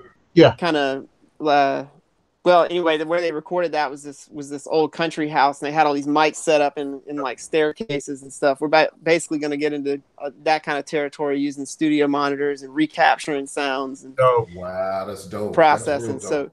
So yeah, like kind of being, I would say like for me to get inspired, being around the people that inspire you and, always being open to new music and hearing new things. And like Roosevelt just said something that like, God, he just I've been like generating all these ideas for composition to try out in the woods. But he was just, when he was doing that, like talking about singing into a recorder, I was like being able to record something like that and then use that to trigger drums on the ER 301, like converting that into gates, the audio from that. Yeah. Dude, I've done so. Corey, remember when I told you I took stand-up comedy and turned it into an envelope follower? So shit. So what I did in Ableton is I took a Dave Chappelle stand-up and I threw it into a sampler and then sped it up and then put an envelope follower right after it and had create the trigger point. So the crowd's reaction and the stand-up was the actual modulation source for like some synth, cutoff. So you got the rhythm and the crowd of the whole comedy is kind of acting as a way to open the gate. So I like taking random sources like that and making them modulation sources, because if it's a 2-hour performance, you have an endless, and you have that joint on loop, and then you have the start points change. Yo, that's a modulation source that's nuts. I want to hear that. People laughing. So just stuff like that. That's dope. Yeah, so just stuff like that I think is really cool. And again, doing that with the voice recorder, you can just, bro, there's a bunch of stuff like that you can do with home recordings and your dog barking. Yeah. A lot of Foley artists, they used to do some crazy stuff just to get those sounds. And you go back to Star Wars and on and on and on, but just recreation of just anything can be. It's funny because my son is 9 and he'll hear stuff and then he'll look at me, Dad, and say, "Hey, you hear that beat?" I'm like, "Yeah." That means he's processing that like he's supposed to, and especially at a young age. I gotta put something in his hands like, "Man, I need to." To me, it's just fascinating. Like machine? Should I go after machine? Should I go after? Yeah. It's just that 250. Yeah, that 250. I don't know. It's just fascinating that we're at a time in technology where we have access to so much dope stuff. Yeah. That when I see people on the internet complaining about features, I'm like, bruh, your phone can make a whole album for you. Why are you complaining about? You spend $1,000 on an iPhone X. You can do mad dope stuff with a $5 app, but you're complaining about the feature set of something that you haven't even bought. Yeah. So the thing is about that, because I truly believe that before we had, like today, it's feature crazy, and you can have just about as much of anything as you want on as many different devices as you want. But back in the day, things were limited, and so we were forced to be more creative. Yeah. Right. And that's the thing that I think you're speaking to. A lot of cats are not like tapping into their creativity just because they're like, that company don't do enough of this, or that machine don't do enough of that. But also ways you can do all that. And that's what I come from too, because I used to work on the MR61 in Sonic, station, and it had a sequencer in there, and you go with the motif and all that stuff. And what kept me focused was everything was right there in front of me. I didn't need to go here. I didn't need to go to a bunch of tools. Also, people didn't dictate what companies did.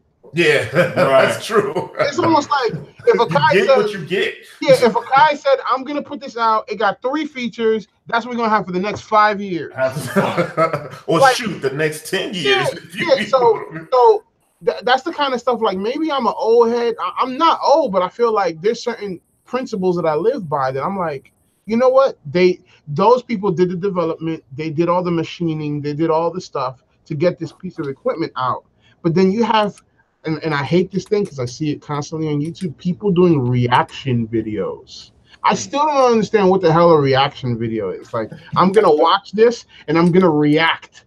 And people are going to watch me react to a new piece of gear that come out. Like, and 90% of that stuff is fake reactions anyway. Like, it's a response. That's kind of funny.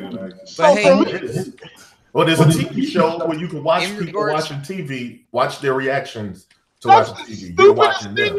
That's crazy. Corey, I'm going to put it on record. That is the stupidest thing in the universe. You said the same thing about unboxing videos too, but look at my God. Watch that crap. You know? It's like I film them and I don't even like filming them.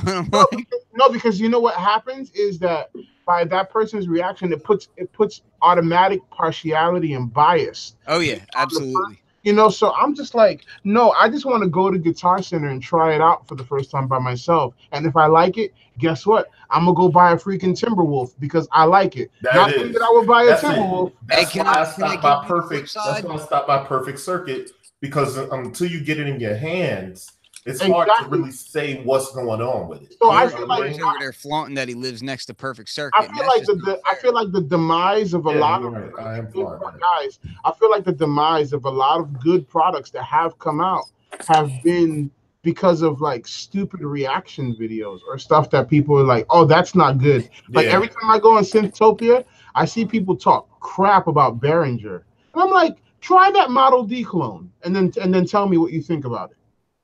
Like, well, that gets into a whole nother level of stuff. But I want to give you the quick flip side where I was watching a video on it was either YouTube or Instagram, and it got me thinking. And this kind of goes back to what Roosevelt was saying on the Foley side of things. And for $25, I got this bad boy. Let me show you this thing. I got it pulled up here. This guy. So the Ohm wand. This thing is dope, man. Have you guys seen these things? No, but I want to see you use that and film you. So it's on the way to me. So basically, it's like a kid's toy. It's basically like a rubber band on a stick, and you swing it, and it makes that lightsaber type sound. Yes. So I got a couple of those on the way, and this also gets back to how much I love to complain. And my wife will tell you, nothing is ever good enough for me, no matter what it is. I always have to modify everything I get. I kind of devised a way before this thing even comes to where I'm going to be able to CV control pitch on this thing. I got a motor with a ratcheting setup that I'm going to mount to this thing so that I can move it up and down to change pitch. And yeah, I'm super excited. So is it to where you wave it? You wave it. Like, let's say I wave it up, it changes sounds. I wave it down. Isn't that what we're talking about? Yeah. That's exactly it. So it's dope too. I can actually show you are what we call extra. Yeah, but you know what? This kind of thing. So let me just show you this real quick. Here we go. What if you did that with made electrical drums, like drumsticks with that? You know what I mean? You can, and as they wave it, you can do that would sound. Be ill. All right, so hold on. Look. Can you hear this? Yep. All right, hold on. Check it. Here I go. Give me just a second. I want to make sure I'm not sharing stuff that I'm not supposed to. Okay. Yeah, that's true. You see this? Mm-hmm. So if you see the crossbar, where the crossbar is located determines pitch. Okay.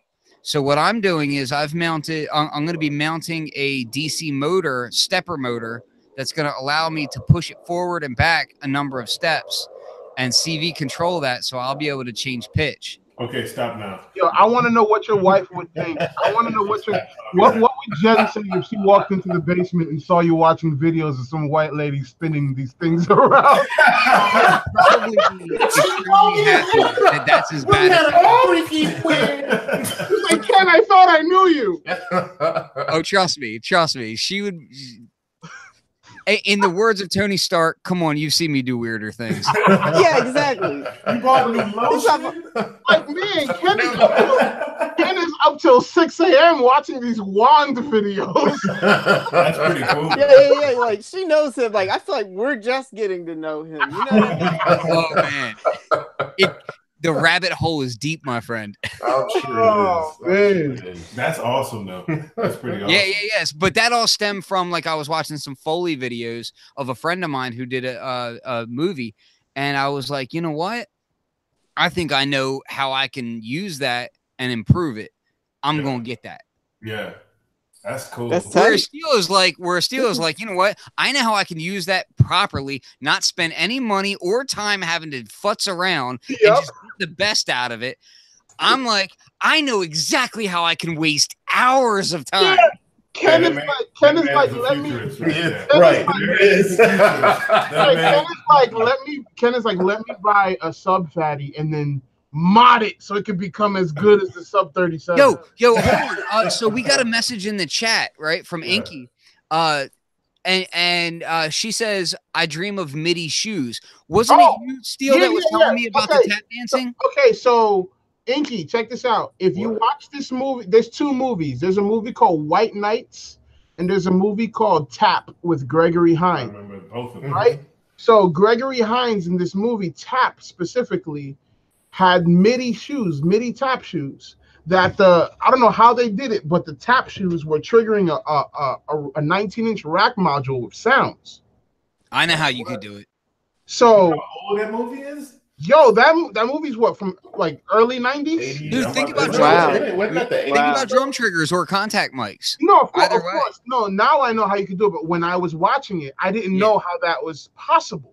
And I was like, yo, those are freaking MIDI shoes. That's some yo. And so, yeah, I love Gregory Hines. Shout out to Inky for bringing that up, because as soon as you said that in the chat, I was like, oh my God, we just talked about this. Now I have to go watch that freaking movie. I bet you get something routed like that with the sensory percussion. Was in the 80s. Oh, guys, look. I was going to say that. Look, these things right here, I'll tell you right now. These sensory percussion triggers. Oh, dope, you got them? Yo, I have like, look. Beatppl is a drummer. Oh, shit. Look, these things right here are game changing. What's the company? Wow, they really are. Yeah, who they made by? By Sensory, by Sunhouse, by Sensory Percussion, and man, if you follow them on Instagram, their Instagram videos are dope too. Yeah, man. So right now in my studio, I took all the real heads off of my drum set and I put all these mesh heads on them so that I can put these sensors on them and literally trigger samples and modulations and all that crazy stuff with these. Oh, that's crazy. Oh, it's so nuts. So it feeds right into your system? It goes right in? And it's not even MIDI. It's MIDI conversion. It's converting to MIDI because it's a mic cable going into your interface into the software that's converting. Wow, that's dope. Because there's so many like frequencies and everything naturally on a drum head, so it knows all these zones. I can have all these different zones on one drum where this part of the drum is the kick, this part is the hi-hat, the center is the snare, but then I can have a duck quacking and gunshots and then a freaking Twizzler twirling all on different zones. Is it kind of like, does each one of those sensors kind of turn every single drum into like a Korg wave drum? Basically, yeah. That's awesome. Yeah, it's super cool. And then, I want to see it. I want to see. Also, I want to see a demo of that. It's also pressure sensitive. Yeah.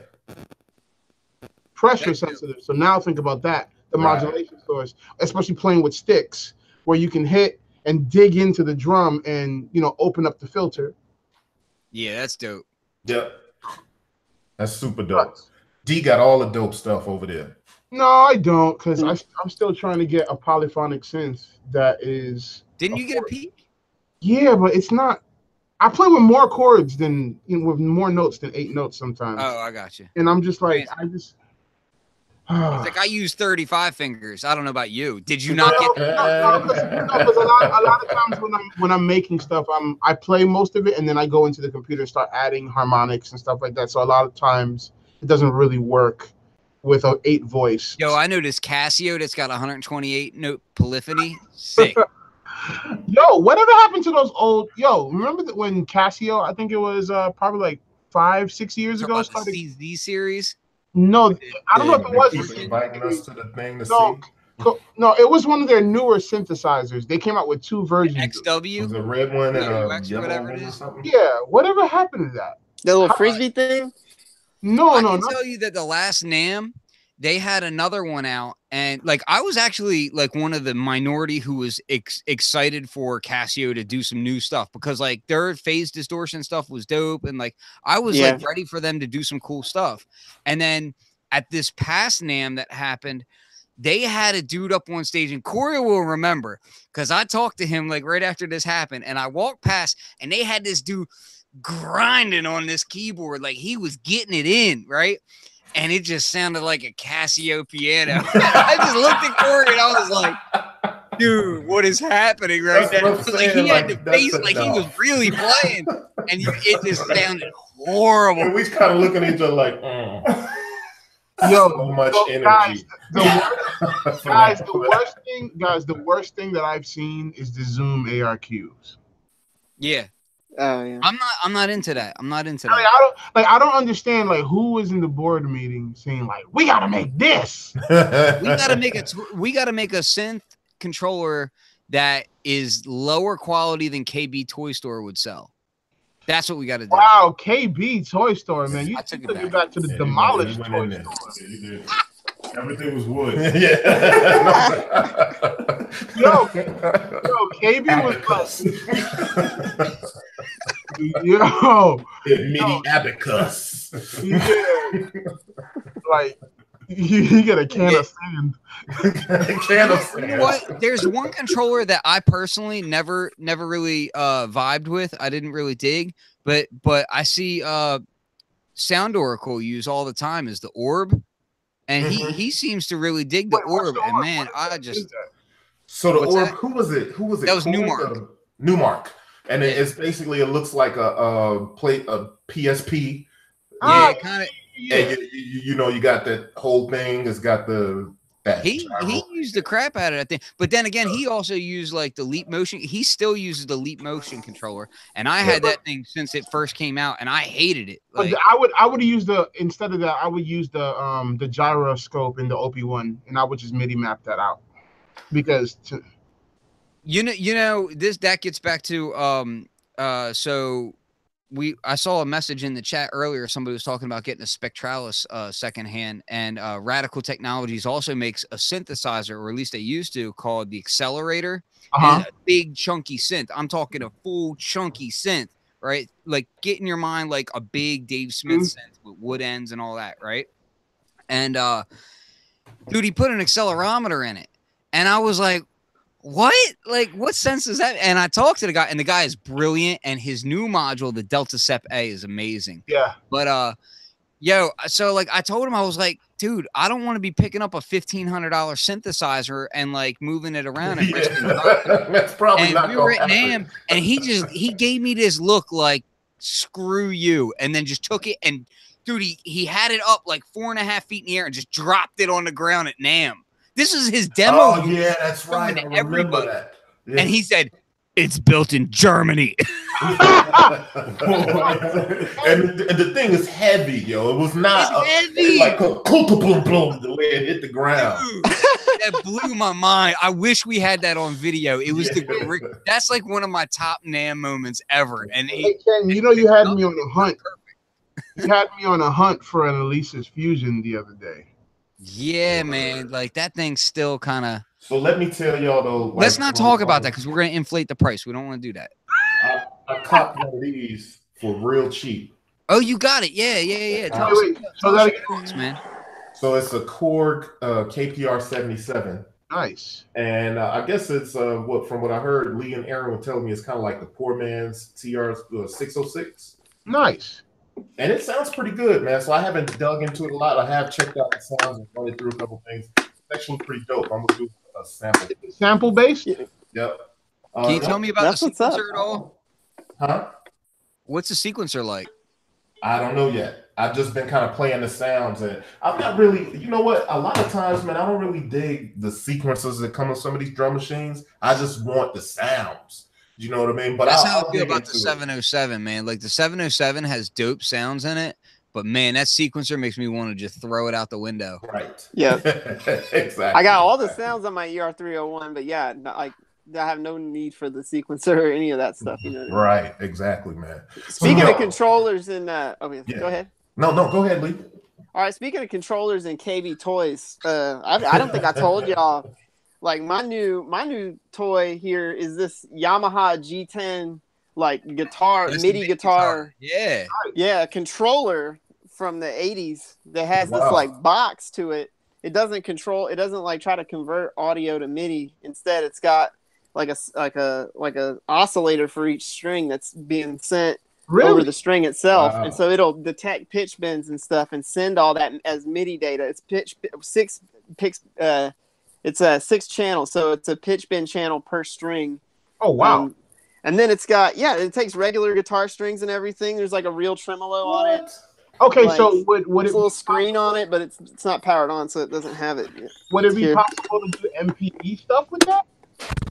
Yeah, you can definitely trigger samples with it, and it's amazing. That's dope. What have you been using it with? I've been using it a lot with the Native Instruments stuff. Matter of fact, my wife came home from work the other night, and I had the monitors up, and I was just noodling around with the Rhodes. Wow. I can't remember what it's called, but she thought I was on my real Rhodes. So she opened the door, and she was like, "What?" Like, she thought I was expecting me to be on the Rhodes, but nah, like, I was just noodling within the Native Instruments VST. It just sounds that real with all the multi-layer sampling and everything. They are not widely available. I found one international in Spain. Coincidence? I think not. For 127 right now. Like, yeah, I run to eBay as soon as I hear something from my friends. I'm that dude. Yeah, of course. I think we all do. That's what have any of you guys tried have any of you guys tried the new Omnisphere update? 2.5, is it? I'm still on Omnisphere 1, and it's funny you say that because I actually am using Omnisphere on a beat today. I love it. And I'm on Omnisphere 1, and I'm dying to upgrade, but like it's not a moneymaker for me because I'm creating sounds for platforms, not using sounds from platforms, if you know what I mean.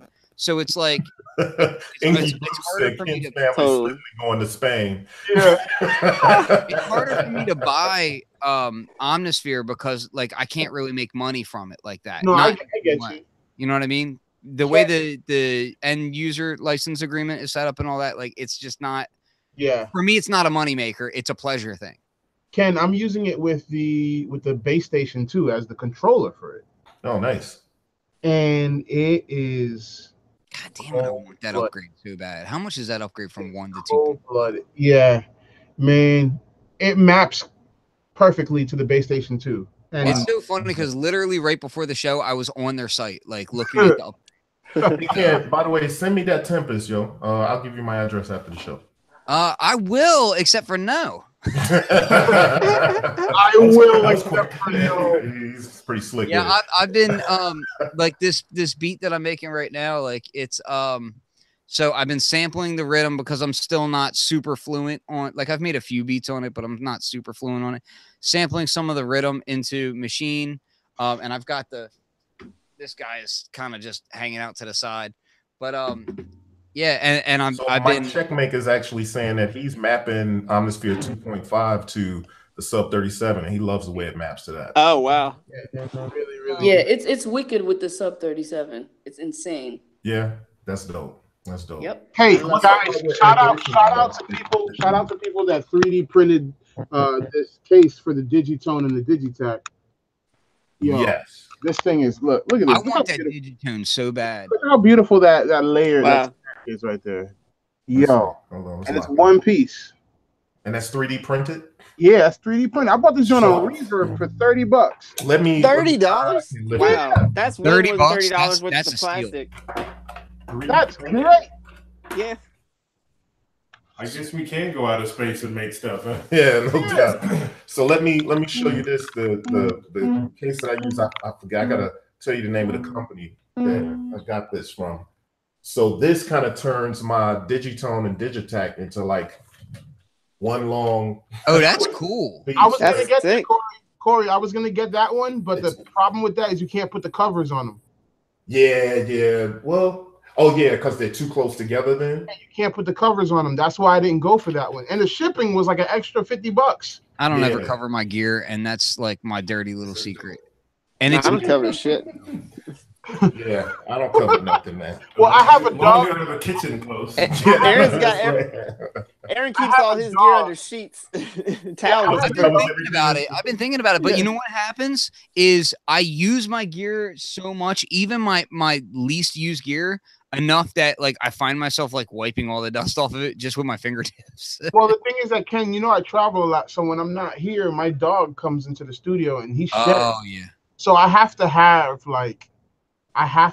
covers on everything because, for instance, in my shelf here, everything is tail level for him, and his tail wags.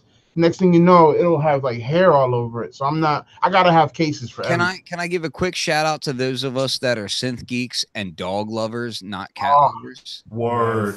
Yes. Yeah, there's a lot of dog discrimination with Yeah, Synth Geeks is Man. all about No cat cats. hate. Listen, I'm not hating cat hate. cats, but I am allergic to cats, and I love my dogs to death. So I'll tell you, I had a Siamese kitten, and I named the cat Juno. And he was around the crib, and I had to choose between my daughter and the cat because her head basically exploded at all times, leaking. Oh damn. She was so allergic. You chose to the that cat, He man. had That's to go. messed up. Yeah, because he had to go. He hasn't seen his daughter in so long. It was like, well, see. Rip. Guys, say hi to Weezy.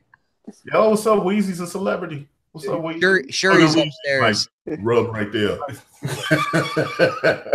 But yo, so we've been on for a while, man. I always appreciate the energy everybody brings to the show. Appreciate my man Roosevelt stopping by, and Lee for jumping on, and everybody, all the normal suspects, Stony, Ken, and DC, and all my people in the chat too. Yep. Even when people pop in and say, you know, not positive things, it's still good to have you there because it's all energy and we use it positively no matter what. So big shout out to all my people. See, we got Accurate Beats in there. Yo, Accurate, did you just jump on? It's good to have you, man. Accurate is up in there. We got Sam Botstein. I mean, we got a lot of people in there, yo. Yeah, Sam was up there. We even somehow rescued Bryce from some, I don't know where the hell he'd be going, but